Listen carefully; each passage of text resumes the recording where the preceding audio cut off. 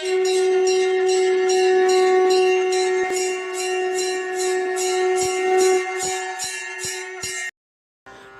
ஸ்ரீ குருப்பியோ நம.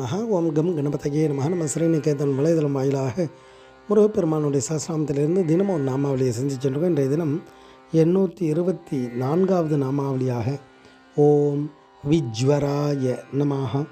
முருகப்பெருமானுக்கு ஜுவரம் இல்லாதவருக்கு நமஸ்காரம் அப்படின்னு வர்ணிக்கிறது.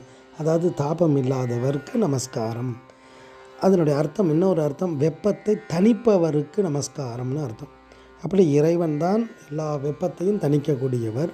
இந்த வெப்பம்ன்றது ஜீவராசிகளுக்கு அதிகமாகும்போது அது ஜுவரம்னு சொல்கிறது. அதனால தான் சுவாமி ஜுவரஹர மூர்த்தியாக இருக்கார். அவருக்கு விசேஷ நைவேத்தியம் என்னென்னா இட்லியை நைவேத்தியம் பண்ணியிருக்கா. அப்போ அந்த ஜுவரஹர மூர்த்தி அவரை ஜபங்கள் பண்ணி அவருக்கு பூஜைகள் பண்ணும்போது அந்த ஜுவரம் நிவர்த்தி ஆகும். இந்த ஜுவரத்தில் எத்தனையோ விதமான ஜுவரங்கள் இருக்குது. பித்த ஜுவரம், வாத ஜுவரம், கப ஜுவரம், சம்பத்சர ஜுவரம், அதாவது மாதம் வரக்கூடியது, பட்சத்தில் வரும், சிலவர்களுக்கு வருஷம் அந்த சமயத்தில் ஜுவரம் வரும். இது மாதிரி எத்தனையோ விதமான இந்த தாபங்கள்லாம் இந்த ஆத்மாவுக்கு இருக்குது. இதுவும் ஒரு நோய் தானே. பிறவிகள் தோறும் என்னை நலியாதபடி உன தாள்கள் அருள்வாயேன்னு கேட்பார்.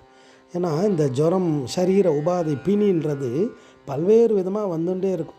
அதை தான் அந்த இருமலம், ரோக, முயலகன், வாதம், எரிகுண, நாசி, விடமே, நீர், இழிவு, விடாத தலைவலி, சோகை, எழுகல, மாலை, இவையோடே பெருவயிற்றீலை, எரிகொலை, சூளை, பெருவலி, வேறுமல நோய்கள் பிறவிகள் தோறும் என்னை நலியாதபடி உனதாள்கள் அருள்வாயேன்னு கேட்குறது அதுக்காக தான். அப்படி இந்த ஜுரங்கள் எல்லாம் ஜீவாத்மா கொண்டு, இறைவனுக்கு அந்த தாபம், அந்த ஜுரம் கிடையாது. அதை தான் இது சொல்கிறான். அதே சமயத்தில் இறைவன் என்ன பண்ணுறான்னா அந்த வெப்பத்தை தணிப்பவராக இருக்கார். இந்த வெப்பத்தை தணிக்கிறது அப்படின்னா என்ன அப்படின்னா, இந்த சரீரத்துக்கு மட்டும் இல்லை, அனைத்து உயிர்களுக்குமே இந்த பூமிக்கு சூரிய வெப்பத்தால் ஏற்படக்கூடிய தோஷங்களை தடுத்து நல்ல சக்தியாக பூமிக்கு அனுப்புகிற ஆற்றலுடைய அந்த வாலகில்ய முனிவர்கள் எல்லாம் முருகப்பெருமானுடைய ஒரு கை தாங்கியிருக்கான். முருகனுடைய அந்த 12 கைகள்லையும் 12 விதமான செயலை செய்து கொண்டே இருக்கார். எல்லா உயிருக்காகவும் 6 முகமும் 12 தோள்களோடு இருக்கார் இல்லையா. அதில் ஒரு கை என்ன பண்ணுதுன்னா அந்த வாலகில்ய முனிவர்களை வச்சுட்டு அந்த சூரியனுடைய வெப்பம் முழுமையாக பூமிக்கு வந்ததுன்னா பூமியில் இருக்க உயிர்களெல்லாம் தாங்காது. அப்படி அந்த சக்தியோடு இந்த வாலகில்ய முனிவர்கள் இருந்து இந்த பூமிக்கு தேவையான அளவை மட்டும் காலம் கருதி கொடுக்குறாளாம். அவள் நேராக கொடுத்தா அந்த பூமி தாங்காது. அப்பேற்பட்ட இறைவனுடைய கருணையை இந்த நாமாவளி வர்ணிக்கிறது.